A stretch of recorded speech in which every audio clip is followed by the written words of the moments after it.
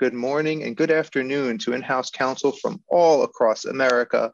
Welcome to In-House Connect. My name is Shaun Sethna. I'm the CEO and co-founder of In-House Connect, and I'm thrilled to have you here with us this morning or afternoon or evening, wherever you are. You could be anywhere in the world, literally, and you're here with us. So thank you. We appreciate you being here. Of course, special thanks to our host and our dear friend, Shaun Sethna, who is hosting today. And I think this is definitely his first presentation to a audience of in-house counsel, or probably more than 100 people. He can go into that on, when he starts his presentation. But thank you again, Shaun, for doing this. We're so excited to hear your presentation.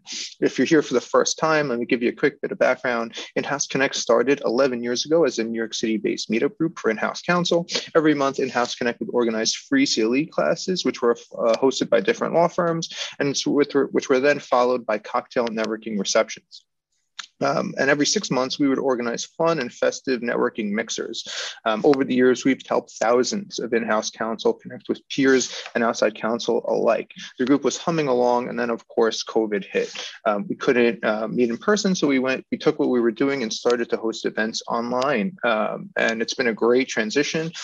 We've been able to attract a much larger audience of in-house counsel from coast to coast. And we've been able to facilitate way more networking and relationship building. And we've been able to organize fun events featuring high caliber speakers like the one we have today. Today's presentation, Critical Soft Skills for In-House Counsel. Our speaker this afternoon is Shaun Sethna. Shaun Sethna is the Deputy General Counsel at Altisource, a fintech and services provider to the mortgage and real estate industries. His practice currently focuses on M&A and other commercial transactions, intellectual property, regulatory compliance, and most importantly, managing and developing a 9-member team focused on contracts, compliance, and general legal support to Altisource's technology, mortgage, cooperative, and insurance businesses. Shaun is I've gotten to know Shaun a bit over the past few months through In-House Connect. Shaun is a wonderful, wonderful guy. He's got a great content on LinkedIn. I'm going to share his link in a minute. So please be sure to follow and connect with Shaun offline. And with that, I will turn things over to our speaker, Shaun Sethna. All right. Thank you, Shai. Thank you for the kind introduction. As Shai mentioned, we're going to be talking about critical soft skills for in-house lawyers today.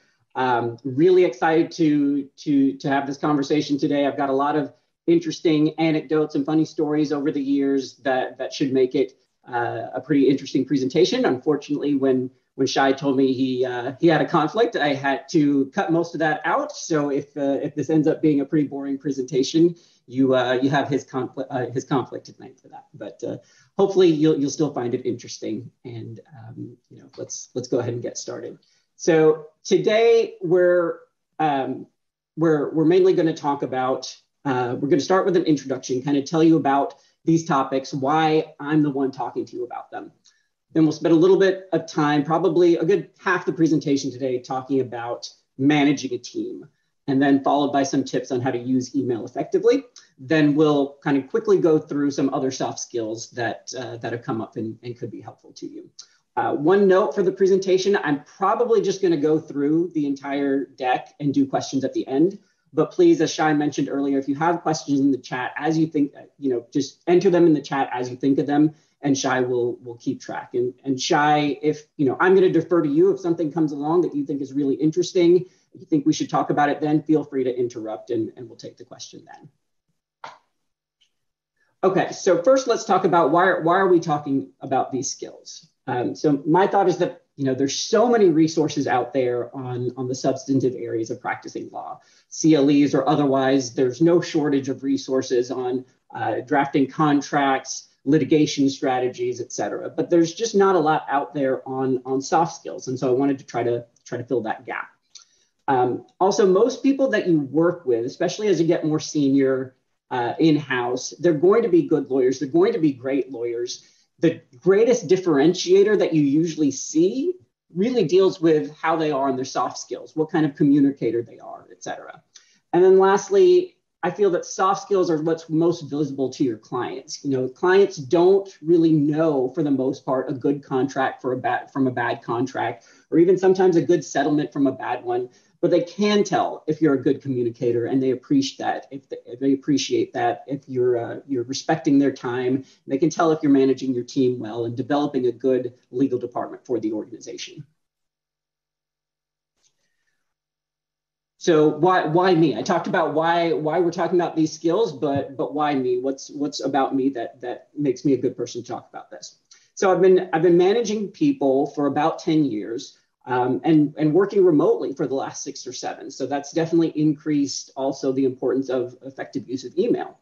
During that time, I've had successes, and I'll share certainly what works, but I would say more importantly, I've made my share of mistakes. I failed at some things and realized that there are better ways and mistakes to avoid. And that's really been an even better source for a lot of the materials that I'm going to talk about today. But in the end, managing a team is really what I'm most passionate about. When I think of my success stories over my career, what I'm most proud of, it's usually the anecdotes about helping people get better, seeing them move on to really senior roles, really positions of leadership, whether in my company or outside of my company, that really makes me feel good and satisfied about my career. Now, I'm sure there are plenty of you in the audience who have more than 10 years of experience managing people, or maybe maybe you've managed bigger teams than I have, or just otherwise you have a lot of experience in these skills. And to that, I'd say that's fantastic. Please share your knowledge. Please comment in the chat, ask questions, stick around for networking. Feel free to connect with me on LinkedIn. That random QR code right there will take you to my LinkedIn profile so you can connect. If I can end up learning more and getting better on these skills, that would be absolutely wonderful. So I want to take a quick poll here before we launch into managing a team, just to get a sense of the audience. That is basically, I'd like to know how many people do you manage? Presumably there are people here who don't manage anybody, and I think this can still be helpful. Presumably there's some people who manage a big team. Just want a sense of what kind of audience we have today.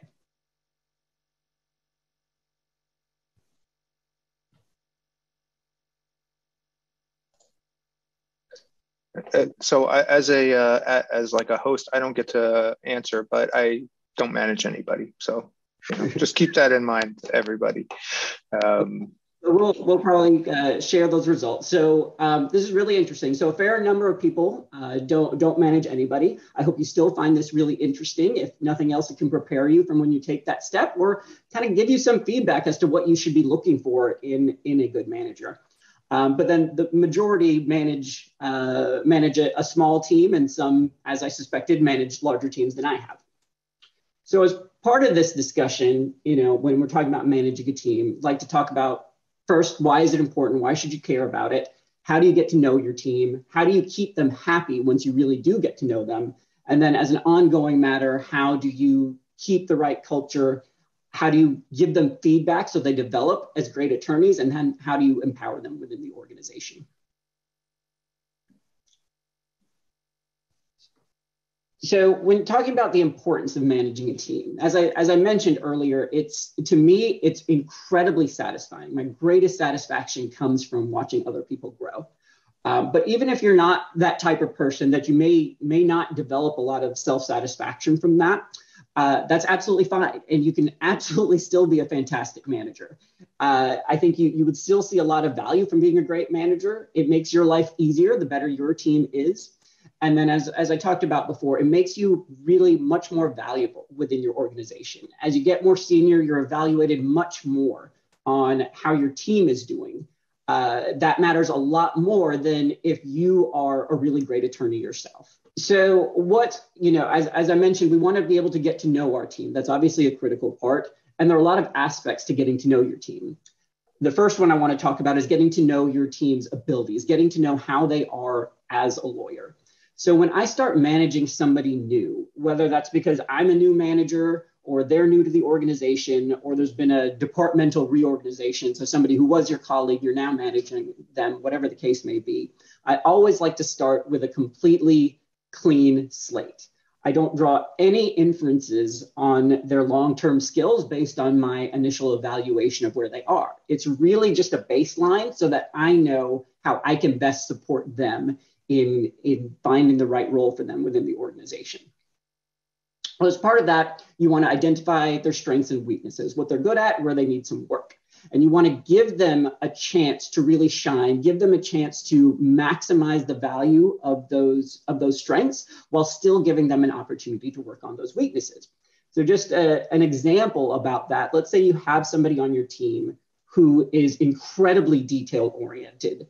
They can parse through incredibly complex documents, see how they all fit together, will take the time to do that, even do that quickly, but they're not great on strategy. They have trouble kind of seeing how different pieces outside of what they were asked to do fit together, have trouble seeing, well, what might occur 1 year down the line or 5 years down the line. So what I would like to do in a situation like that is have them take the lead on something, such as getting them up to speed on a new company initiative. You want to start with what they are best at. So start with tasking them with trying to understand every detail of what this new company initiative is. Try to think of all the legal risks that could possibly arise. Then when they're done, kind of talk through it with them, give them positive feedback, which should not be forced at all, because that, after all, is their bread and butter. They're getting very comfortable. They're doing what they're good at. And then after building up their confidence on that, then start talking to them about strategic conversations. I wouldn't kind of put them on the spot and do it right away. Rather, I'd say, hey, fantastic job going through this. I think you fully understand it. I'd like you now to take a couple of days and think about the long-term strategic impacts, kind of figure out, what non-legal issues might need to be solved in order to make this happen, or who are the key stakeholders going to be? How does this work with the other priorities of the company? So that they can build their confidence once they've are on the long-term strategy, once they've already gotten completely comfortable by getting into the nitty-gritty where they're most comfortable. But then if you think about it, you could also give that same kind of assignment to somebody who's the exact opposite, somebody who you think is great at seeing the big picture, but maybe not so great on the details. And you give that same assignment, you just give it in the reverse order.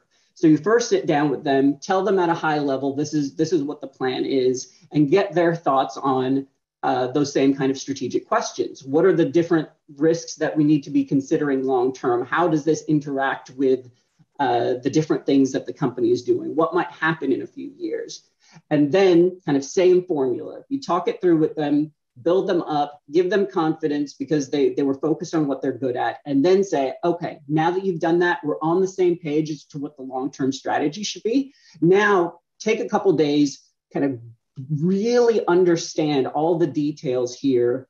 Think about what the different legal risks could be, what could possibly interfere or complicate the long-term legal strategy that we just aligned on. So after you've done that, and you do that kind of repeatedly, you eventually get to a point where you feel you understand their potential. You know where they are, you have a good sense of where they're going.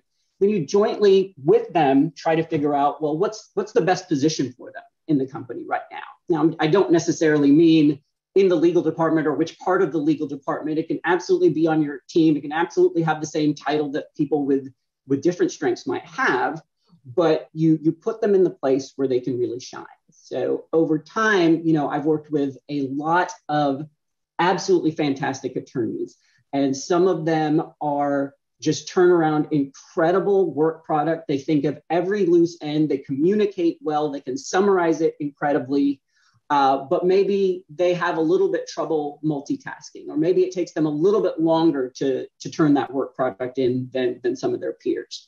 That's okay. That's still an incredibly valuable skill set to have.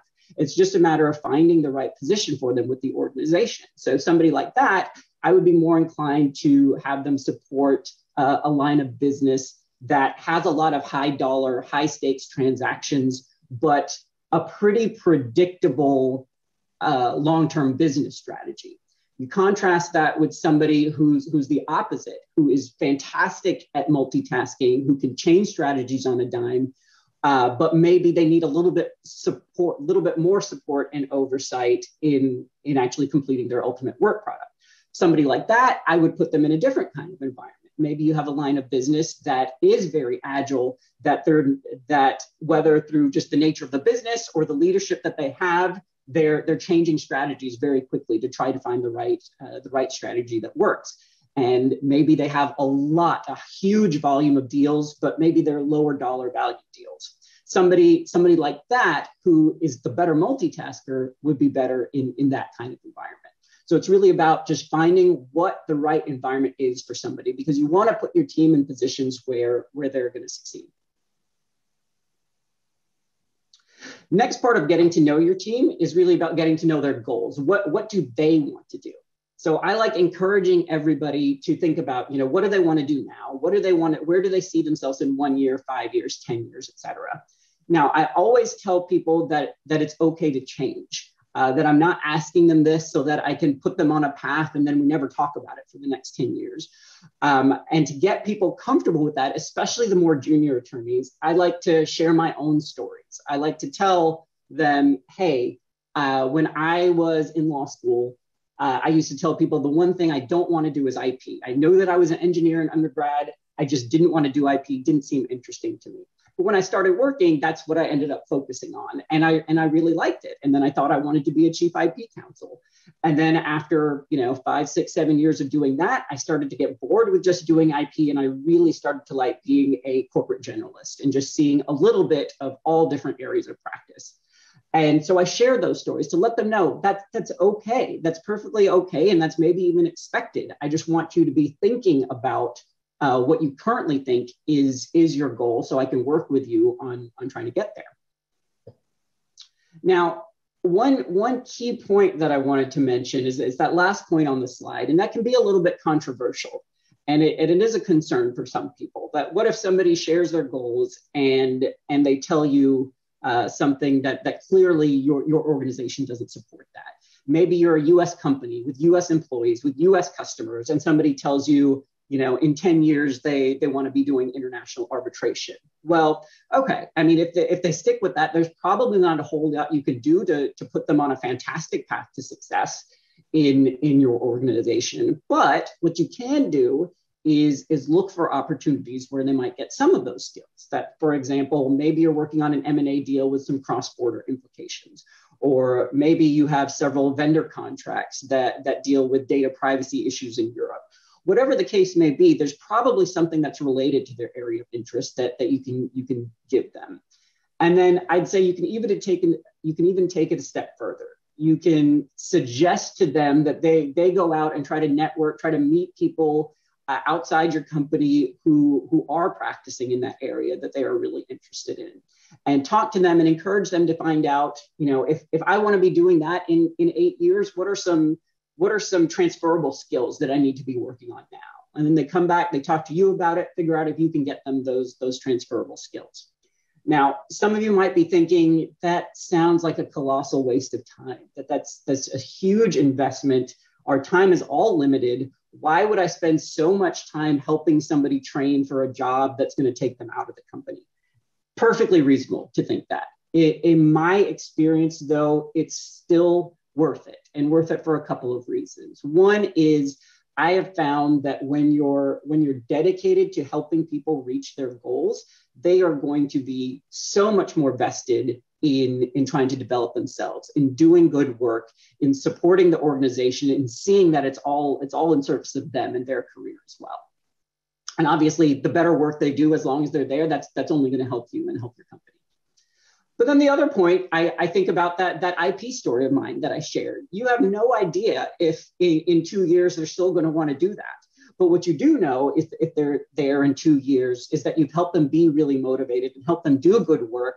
And maybe they're going to realize that, these other skills that I was learning, actually, that's what I'm interested in, because I've really enjoyed that. I'm in an environment where that's supported. And I love working for this team because I feel like I always have an opportunity to grow and do real work. So I feel it's definitely worth that effort, even if you get the sense that their ultimate goal is not there with you. The last point here is last part of getting to know your team, I should say, is getting to know their personality. Who are they as people? So first step, I hate that it's something that I even have to mention, but please make sure you know how to pronounce everybody's name. I hear stories all the time. I've heard people, even managers, mispronounce their team's names. To some people, it's not a big deal at all. To some people, it's a huge deal. But to me, it's just a baseline level of respect. make sure you figure it out. If you can't figure it out, just ask. It's not a big deal to ask somebody how to pronounce their name. Just make sure that once you've asked, then you really listen and you really take that into account, and that's how you say it going forward. Next point is something that I've been thinking about a fair amount over the last year or so. I've been reading about kind of guessers versus askers, or guess culture versus ask culture.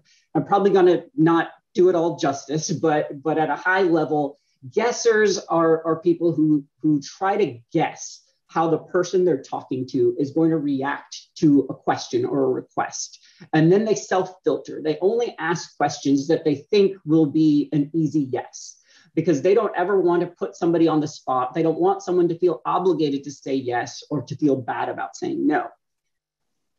Now, on the flip side, they often have a hard time hearing no because they put so much work in and self-filtered to make it an easy yes.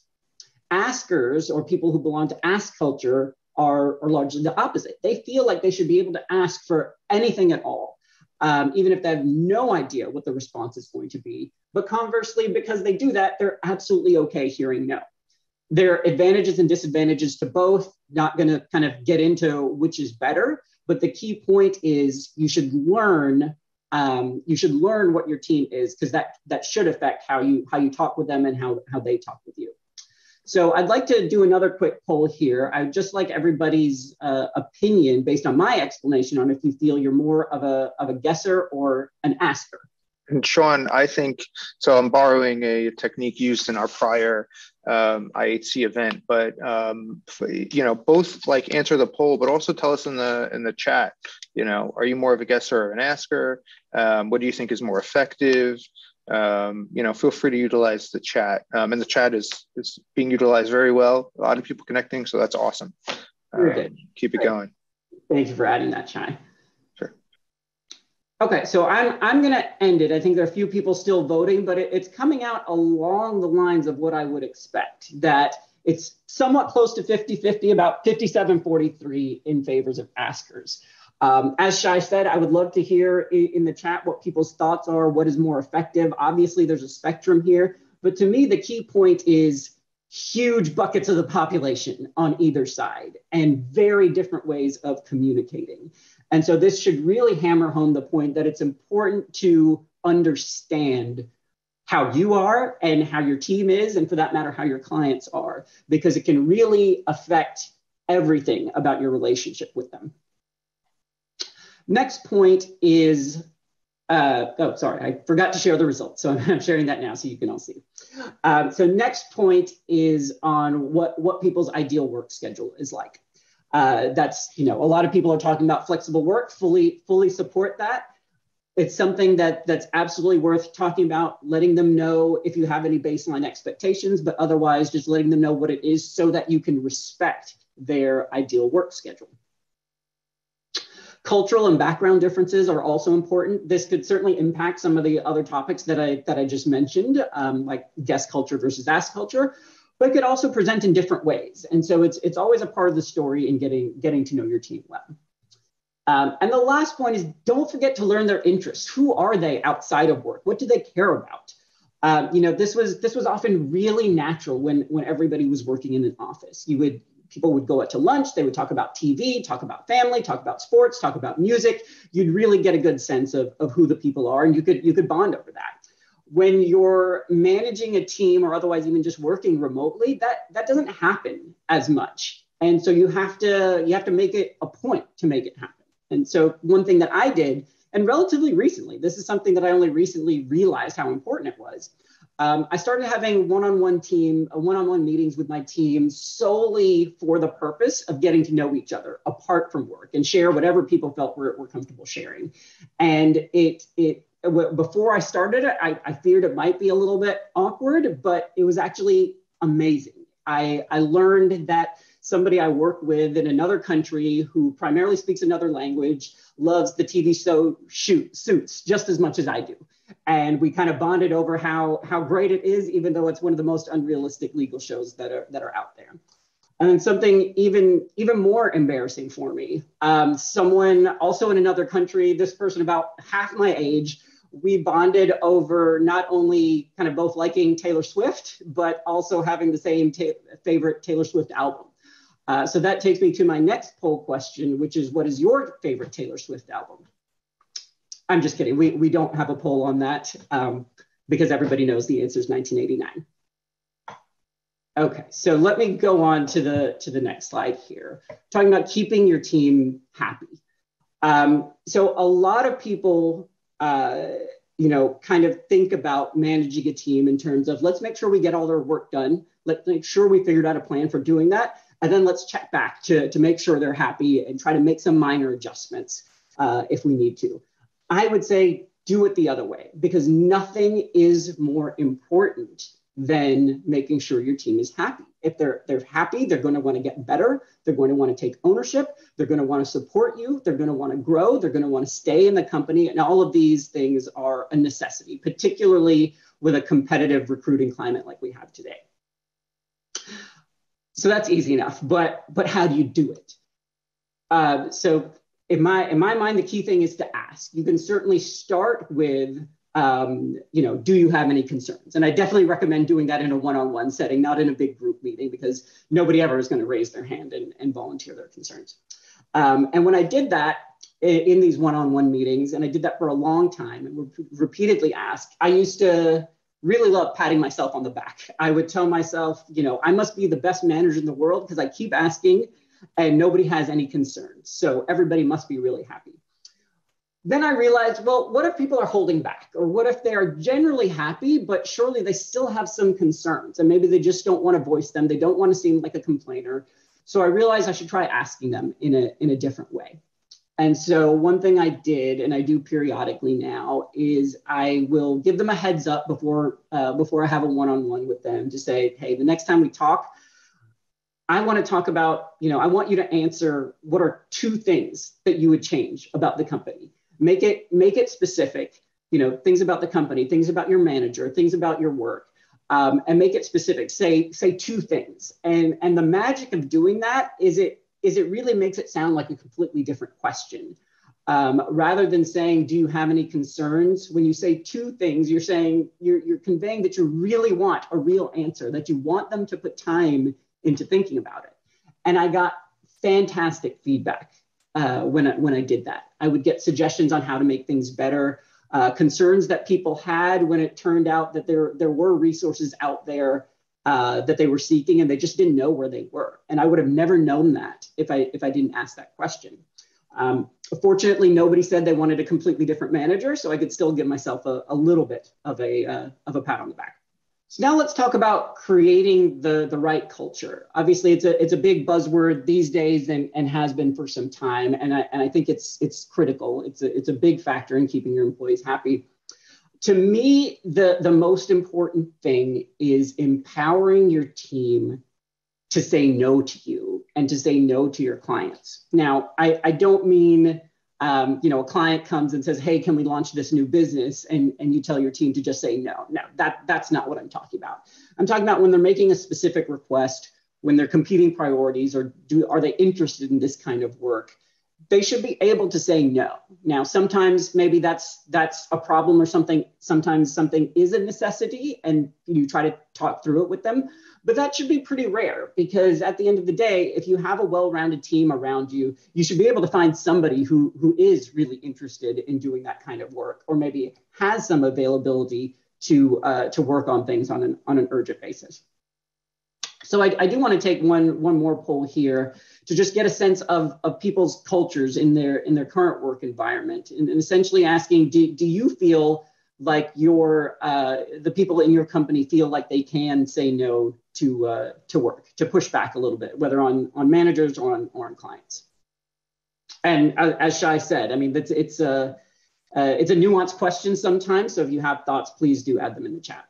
This is really interesting. It's coming in at right about 50-50. Maybe a few more people are saying no than yes. So it's good to know that even the people who say no, they at least feel comfortable saying no to me. So that's good to see. But it is a little disturbing to me that the majority of people, a slight majority, feel like they can't say no. I think a lot of that comes from the the law firm mindset that so many of us trained on, where you felt like you were coached to always say yes, that if you didn't say yes, you were difficult to work with, that people wouldn't want to work with you again. I feel you really need to break that mindset with your team, because when you have that mindset, a few things will happen. People will say yes when they really can't do it, which means they're going to underpromise or overdeliver or turn in really bad work. None of those are good. Or maybe you've got some superstars who dig deep and they find the time to do it timely and do good work, but they're probably going to feel resentful or they're probably going to get burned out. And none of those things are good. And it can be absolutely destructive to the kind of work culture you have. So the other point that I want to talk about here is watch the signals that you are sending to your team. This is another kind of failure or mistake or definitely a learning opportunity that I had. So as an example, I tend to be really responsive via email or returning phone calls. I tend to get back to people right away. Not always, but I have a pretty good track record of getting back to people within minutes rather than hours or days. I certainly thought this was good and a helpful characteristic to have, and I think by and large it is. But what I didn't realize was that by doing that, a lot of the people in my team, they were trying to emulate me or feeling a lot of pressure to emulate me.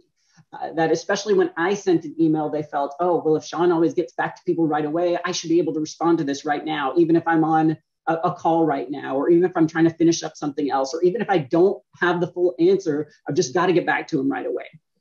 And I would never want anybody to feel that way. People need to figure out the right work style that works for them. And again, if there's a problem, if there's an incompatibility about that, we'll talk about it. But people have a pretty wide latitude to figure out what works best for them.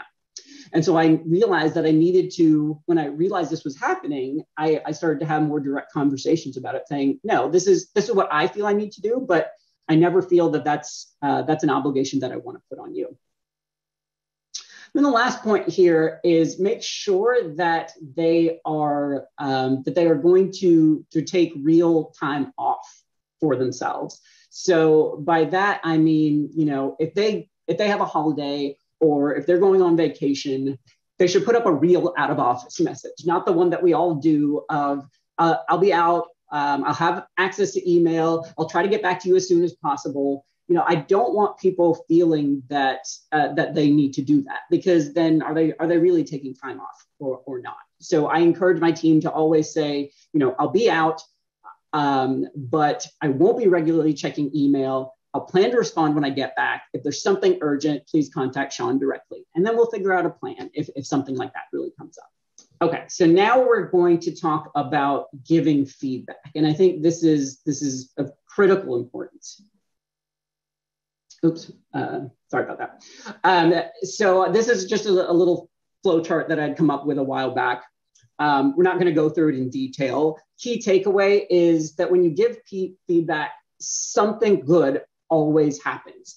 And because of that, it's one of the rare things where something good always happens. So I like to say it's the best use of your time as a manager. So, clearly everybody knows that if you provide feedback and it leads to improved performance, that's great. Even if you're the most selfish person in the world, you don't get any satisfaction from helping others grow, it's still making your job easier. So it's great. Everybody knows that. But what people sometimes forget about or don't think about is that even if it doesn't lead to improved performance, good things are still happening. You are still getting really good and really helpful information.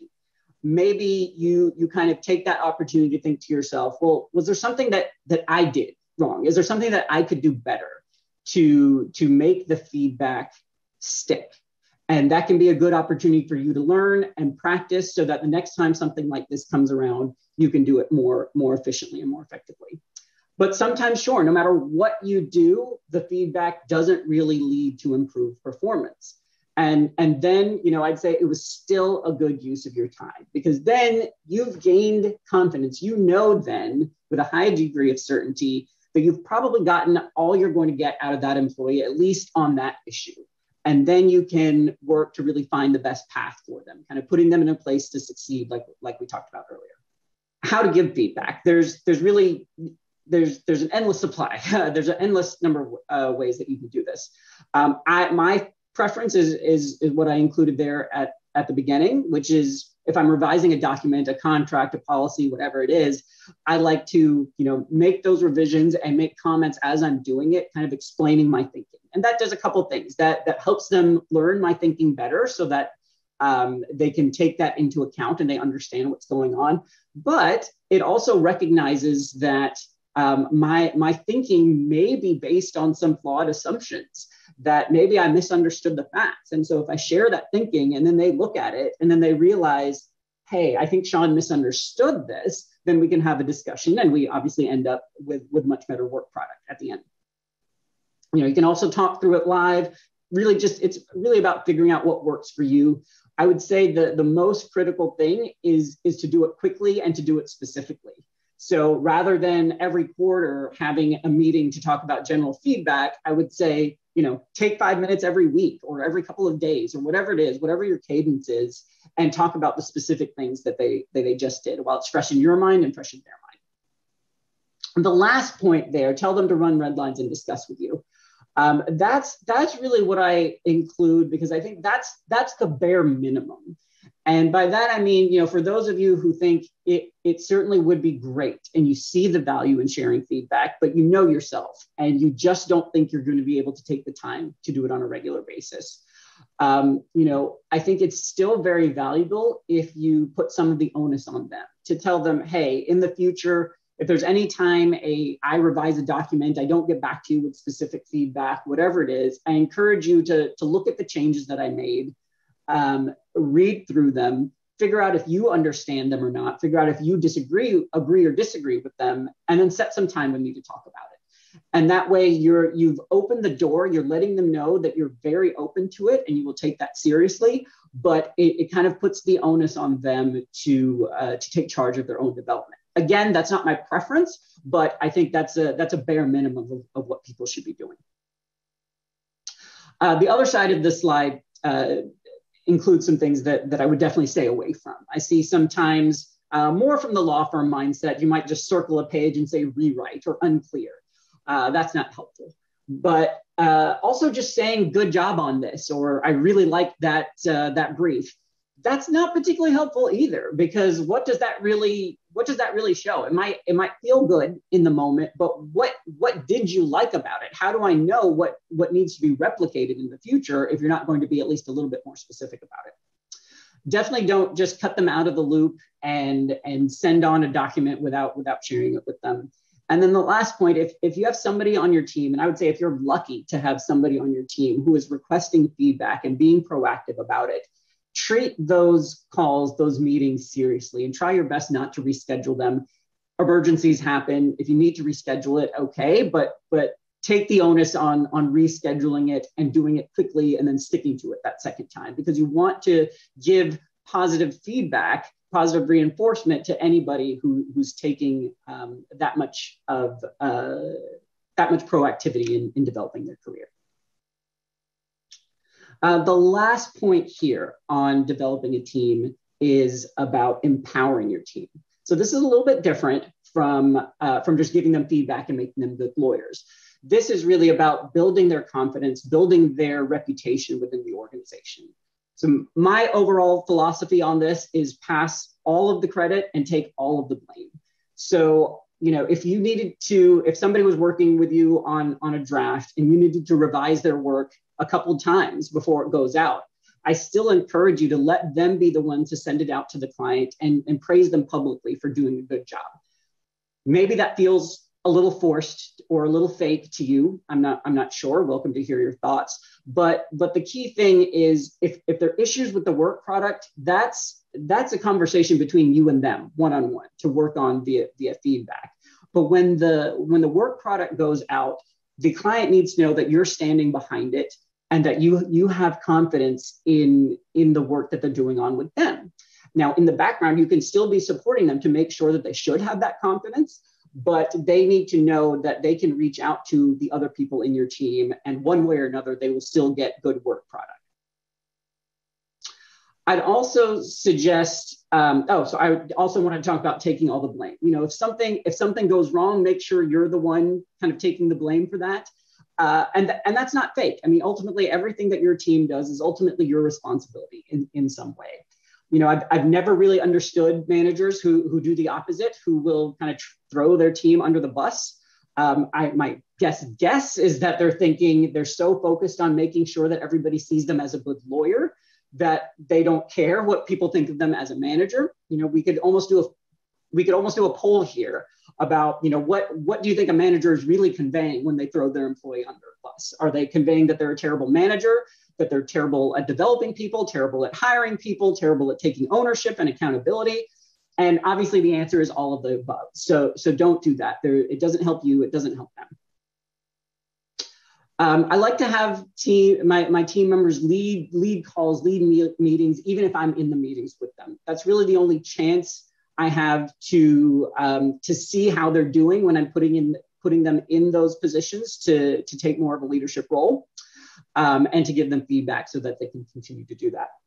And then lastly, you always want to be building their reputation within the company. To a large extent, by doing those first two things on the slide, you'll be building the reputation in the company, but try to think of other ways that maybe if somebody completes a really important project, you let the CEO know, let the CFO know, et cetera, because they probably wouldn't be aware. Now, maybe they read those notes, maybe they don't, but I think the more they see those names and the more your team sees you doing that, the more confident they're gonna feel. So that's all I had on managing a team. I'd like to move on to effective email communication. Now, this may seem like a really boring topic, and I get that. And it gets even more boring when I divide it up into boring subtopics. But my thought is that email communication is still critical, especially as there more and more work in different time zones where people have to work asynchronously. I think it's still the best tool to do that. So I'm sharing some tips on how you can do that effectively. So first, I want to talk about email subjects. I like to say that there are three things really that affect whether or not your email even gets opened. The subject, when you send it, or really when they receive it, and who is the one sending it, the name of the sender. So the subject is by far the easiest to control, so let's talk about that. You want to be very clear on the purpose of the email. That's the overarching point. So approval to execute Dunder Mifflin contract. Well, you know, right there, that's what the issue is, that the recipient knows you're asking for their approval to execute this specific contract. You know, conversely, if you use subjects like update, which I see a lot, or even ones that are a little bit better, like Valter acquisition or issue with cruise line, you know, that's a little bit better, but you don't really know what the question is. And if you don't know what the question is, you don't know how important it is. And so it might get lost. So issue with cruise line, I mean, maybe it's just a simple branding issue or a scheduling issue that's not really important at all and not urgent. But who knows? Maybe there's a massive cover-up that's going to trigger governmental investigation. And that's something you want people to know about right away. So include a little bit more specificity. Don't just include that high important flag. Use your subjects wisely to convey that. So what we've talked about so far is really when you're creating a new email thread and you get to create the subject from scratch. But I find that even when you're replying or forwarding an email, sometimes the right thing to do is to update the subject, or at least think about the subject. So one thing not to do is to reply all to an old or irrelevant email thread. Maybe you went out to lunch with a few people, and then when you come back and you were kind of scheduling some emails about that, and when you come back, you realize, hey, I need to talk to them about this case. So you think, yeah, let me just reply all and do that. Don't do that, because it's not about lunch anymore. It's about a substantive issue. You want to make sure it doesn't get lost. Same kind of concept when you're forwarding an email on to a new person. So think about it. Let's take the good subject on the left, the approval to execute Dunder Mifflin contracts. So let's say you sent that to the approver. They had some questions. You had some back and forth. That's all fine. It's still relevant to that thread. But it turns out that there's a tax issue that you need to investigate. So you forward that email to the head of your tax department, and you say, "Hey, please see below. What do you think on this about this tax issue?" sounds innocuous. We all do it. I do it myself. But if you think about it, that person in the tax department is going to get an email with the subject approval to execute Dunder Mifflin contract. What do they have to do with executing the Dunder Mifflin contract? Maybe they weren't involved in it at all. They have no idea. What you really want from them is advice on what the sales tax treatment is going to be under that contract. So update your subject accordingly. Last point is one that I actually only recently realized myself, which is if you're in the midst of a really active reply all thread, don't send a targeted question without something else, whether changing the subject or otherwise. So we often see this when you're trying to schedule a call, and there are a lot of emails going around saying, I can do any time between 3 and 5. And then somebody says, oh, I can do 4. Does that work? No, it doesn't work for me. And wait, are we talking about Eastern or Pacific? And just, you have 15 emails in the span of 5 minutes. And so if in the middle of that, you wanted to, send an email to your manager or to your client, say, hey, before we have this call, I'd like to connect with you to talk about these 2 issues. It's perfectly reasonable to do it. It's on topic, and the person has all the context. But if you think about it, if they aren't at their desk reading every email as it comes in, that email is likely going to get missed, because then when they come back to their desk, they just kind of scroll up, they see all this nonsense about 3 o'clock or 5 o'clock or whatever it is.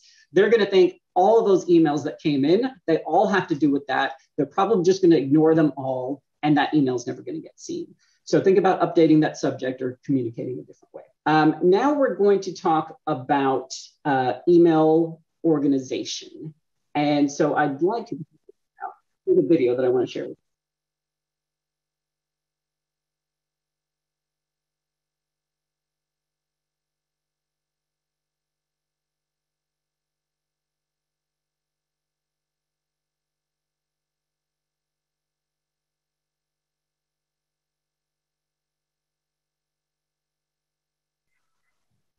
Okay, so you may be wondering why in the world I'm sharing with you a video clip from an esoteric show. It's called Perfect Couples. I loved it. It was canceled after 8 episodes or so.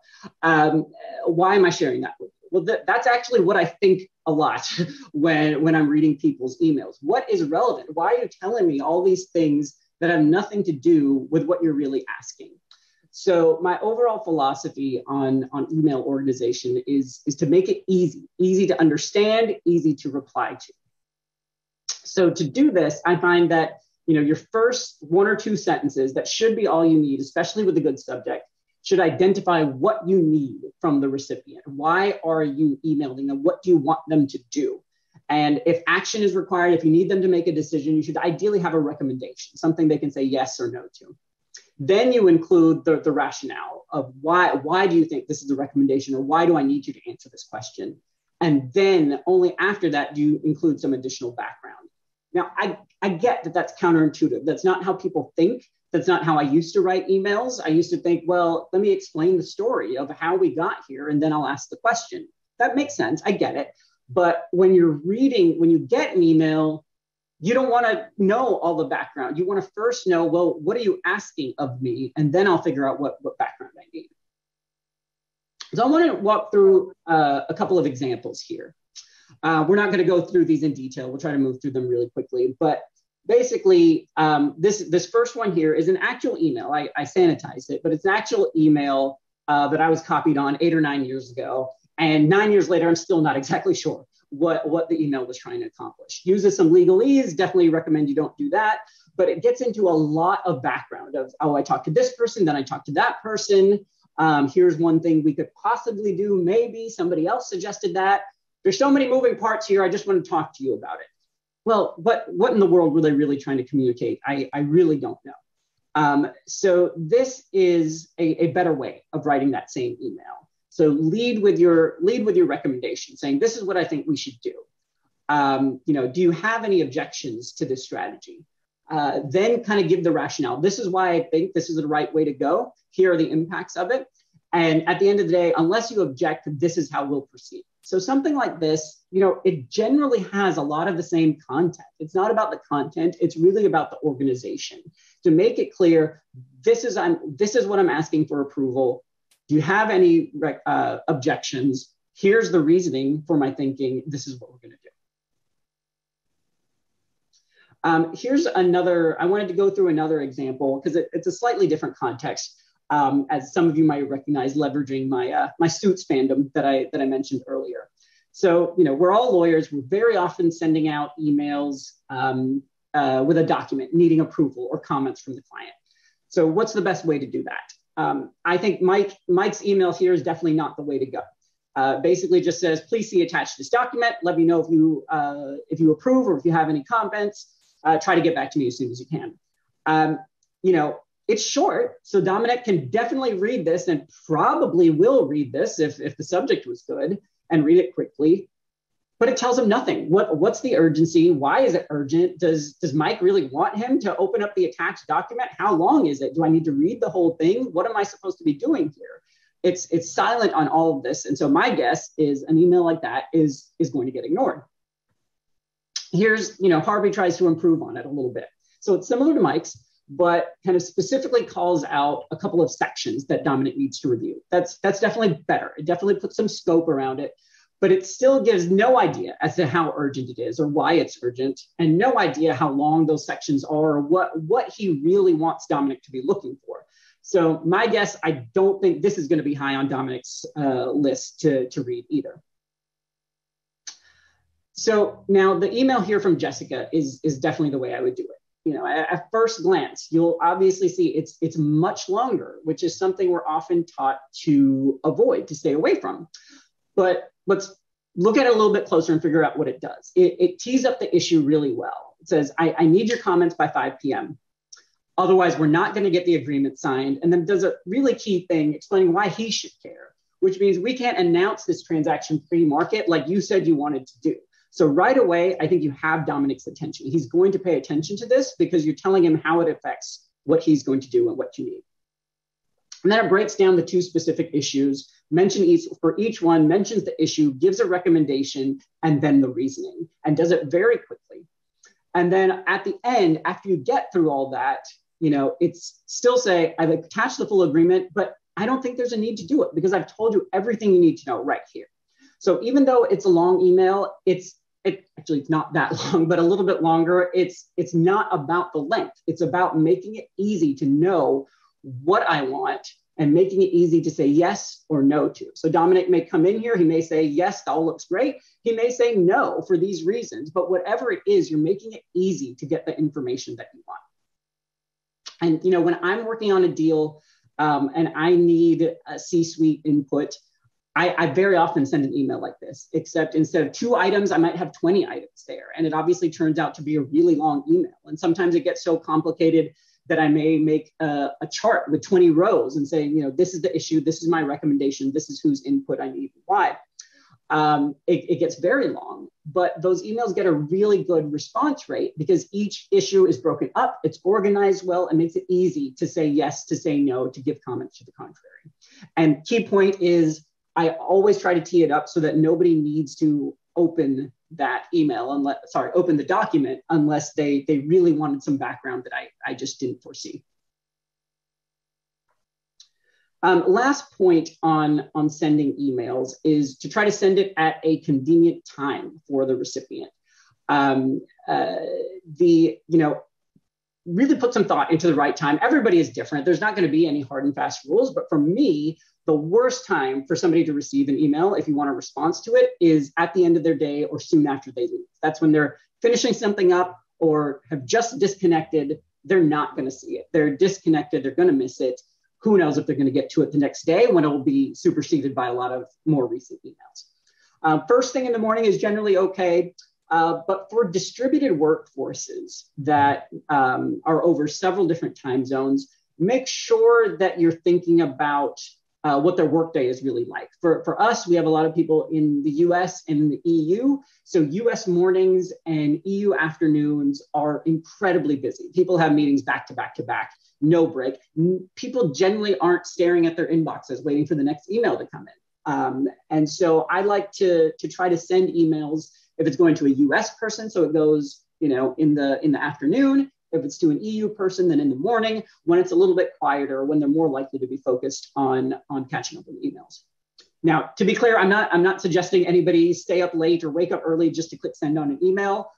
Outlook, Gmail, I'm guessing all the other email applications, they have ways to schedule a send at a later time. So that's what I would definitely recommend doing. Last point, the last factor in getting your email read is the name of the sender. So that you obviously can't change yourself, but you can ask somebody to send an email instead of you. And so think about that. It's certainly not something that I use every day or even every week, but maybe someone on your team has a better relationship, or maybe it needs to come from an executive or a client. Most people I've found are very happy to send an email that you just write up for them because they get the value and they don't want to put in time to doing it, and they trust you, so they'll go ahead and send it. So that's all I had on the key areas of managing a team and email communication. So I just wanted to quickly work through some other soft skills, some other helpful information. So first, in terms of getting feedback for yourself, in a lot of ways, this is the converse of what we talked about earlier when providing feedback to your team. So I definitely recommend asking your manager, asking your clients, maybe setting up time to discuss and being specific. One other thing I love doing is asking people for feedback when they're leaving the company. No matter how good of a relationship you think you have with somebody, people always feel a little bit freer to talk about their experience with you when they're out the door. And I've gotten a lot of helpful feedback that way. And then the last thing is to make sure you are taking the time to always understand the changes made to documents that you worked on, and be proactive and take that time with your manager or whoever's revising your documents to understand the rationale for the changes. In terms of developing your career, figuring out what you want to do long-term, where you want your career to go, I definitely recommend putting in a lot of time in learning what other people in your company do, and even talking to people outside of your company and figuring out what they do. Because if you don't know what other people do and what their life is like, it's hard to figure out what you want to do. So just have those discussions, see if it seems interesting, and just ask for the kind of work that you want. I know that some organizations, unfortunately, things are a bit siloed, or people can be really protective of the kind of work that they do.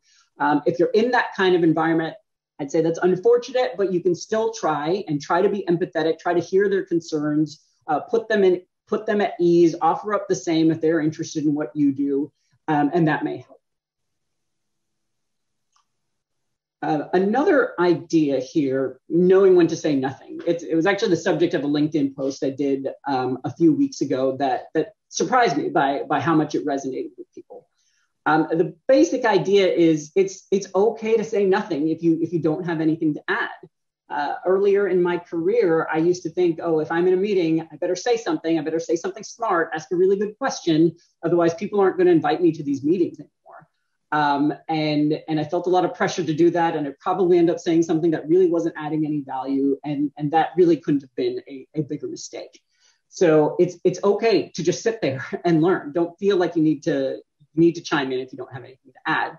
Same kind of concept when you're viewing somebody else's work. There's nothing wrong with saying, hey, yeah, that looks good to me, no changes. Nobody's going to think, well, then what are you doing here? You're adding your value by building that confidence up in other people. The last note I had here, as I mentioned way back at the beginning of this, I said that there weren't a lot of great presentations, great resources on soft skills.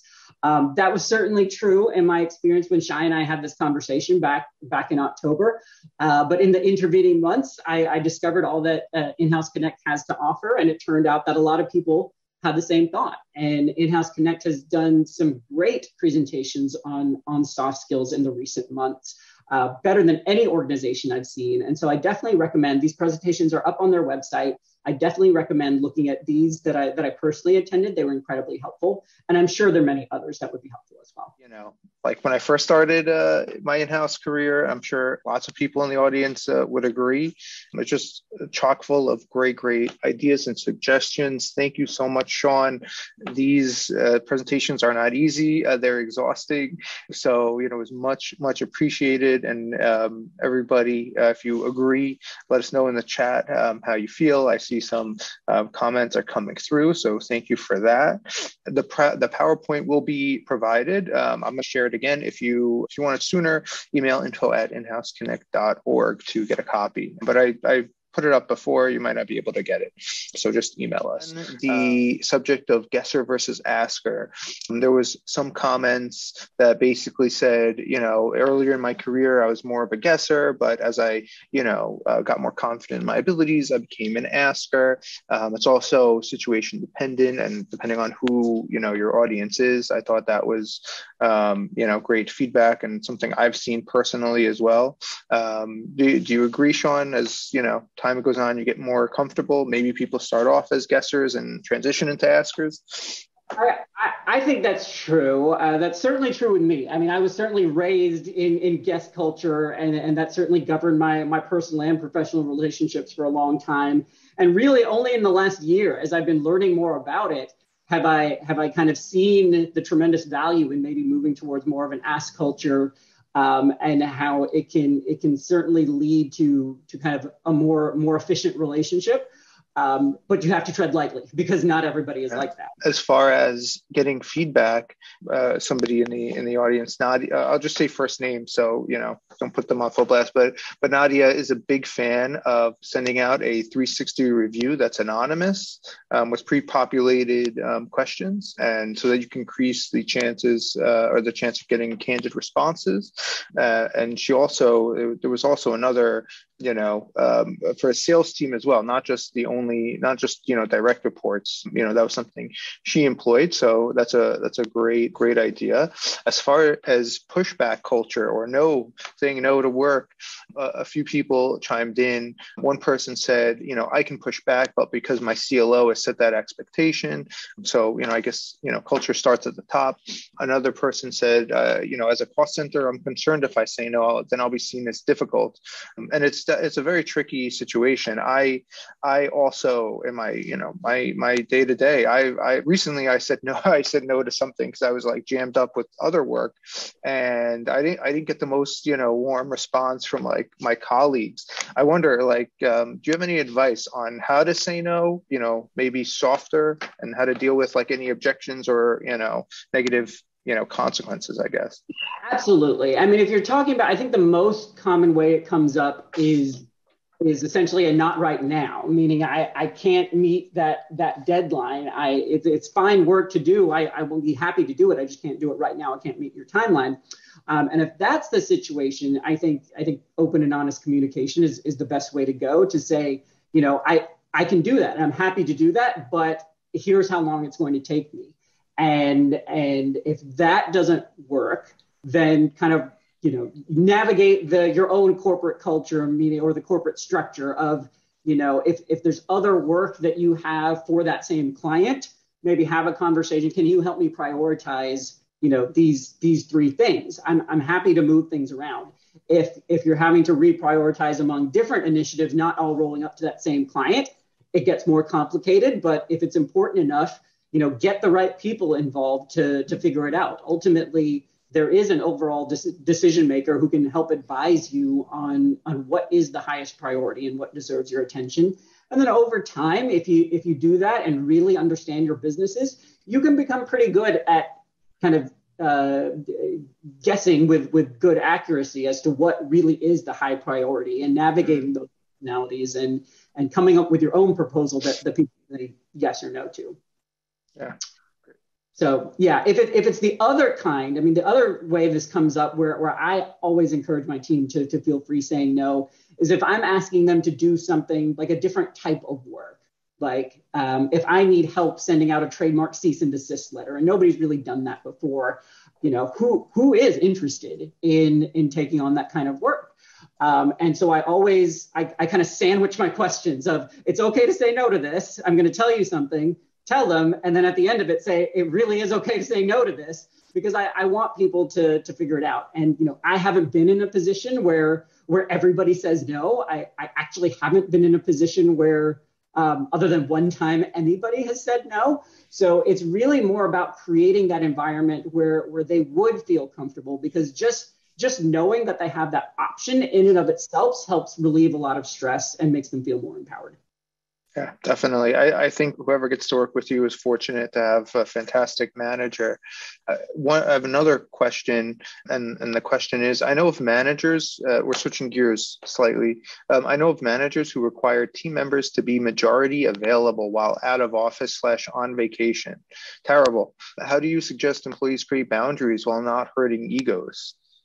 So, again, communication and being upfront is always the recommended strategy, but without knowing the specific personalities and the culture and how locked in you might be or others might be to that job, I couldn't give you specific advice. But I would recommend, in the abstract, not when you're about to go on vacation, just setting some time and saying, hey, this is a periodic concern that I have. And these are my concerns about doing it. Talk about some of the things that I mentioned, that if I'm always available, then I'm not going to feel rested. I'm not going to feel recovered. So I'm not going to get the rejuvenation that a vacation is supposed to be. And I really feel that I will be overall a much more effective attorney if I can take some of that time. So if I feel I really need that time, what would be the best way to accomplish that? And kind of put it in those terms that has them come up with a solution. And if that doesn't work, or if they say yes, but it's still not respected, then, it's kind of that feedback tree, that feedback chart, then you probably know that that's always how it's going to be. And then you have to decide if you're okay with that or not. Great advice. And then somebody wrote in, the last example is very helpful, like meaning like the right or your suggested way of sending an email. But I'll admit, I resort to example one, the worst one, because I'm busy and I have too much on my plate. But this really highlights why this approach is better. I thought that was great. No, I get that. And this applies to what I did here when I'm teaching my team generally, when I'm posting strategies on LinkedIn. These are all aspirational. And then you decide it's meant to give you thoughts as to potentially a better way. But you have to decide, are you having enough problems getting responses in the first case such that it's worth your investment of time doing it the other way or not? It's your decision. And there are times when I myself send out an email of not so much the first one, but certainly the second one, just because I don't have the time and I'm just crossing my fingers that somebody replies. But it's just meant to give you an idea if you are struggling and you do have the time when something is important enough to do it that way. Yeah. Well, one more question. Awesome. We're getting some great questions. And do you have any advice for feeling like you're taking up too much time when you're asked for feedback on red lines? Like, let's say a direct report wants, feedback on red lines, like what if like the direct report doesn't think that like this is important, or always the manager or senior manager is like way up here and you're down here, like how do you bridge that gap, or do you have any advice on how to approach it? Yeah, first of all, I would say that most managers that I know would greatly appreciate it. And so if you're not picking up pretty definitive signals that they are getting annoyed, then try to get that out of your head. Because certainly with me and most people that I know, nothing is better than an employee who is being proactive about it and setting time and wanting to talk about that. If you are picking up some of those signals, then I would say, again, same thing in the vacation answer, set up a time separate from when you aren't asking for feedback, and say, I just always want to get better. I've been setting these meetings to try to do that. I'm concerned that maybe it's not worth your time. Is there a better way that I can do that's respectful of your time? Awesome. You know what? I think anybody who has a question on career advice, just email Shaun, message him on LinkedIn. That's absolutely fine. I'm open to connect with anybody. I love talking about this stuff. Feel free to send me a message. I'm happy to talk about it. Awesome. Awesome. One more question. Do you have any advice on managing up people who are older / more senior and less experienced with legal topics? And this happens a lot more, obviously we have a huge broad audience, so lots of different things going on at the same time. So this happened to me recently, and I'm sure many others encounter the same things. I want to make sure I understand it correctly. By managing up, you mean if there's somebody on your team who actually has more legal experience than you, or? I think if they're more senior, like let's say you have a colleague who's more senior to you, but you need to perhaps tell them what to do or guide them on or maybe even critique or give feedback or what have you. I guess, how do you, manage that? Sure. I mean, every person is different. So you have to take some time to get the sense of the person, kind of do that feedback loop that I was talking about, figure out what works, what doesn't. But the answer definitely isn't don't do it, because it is important in one way or another. And so I would try, being respectful and deferential, maybe more asking questions than giving specific, did you think about this, rather than please change this way, or maybe even help me understand why you did this, because I'd like to learn. And even though they're going to see that as, this person wants to learn from me, you can suddenly do some Jedi mind trick, and then you realize that you're actually giving feedback to them. If you feel it's a dead end, no matter how you do it, I would say that's probably time to escalate to whoever oversees both of you, or maybe somebody who knows them well, that can give you some better advice.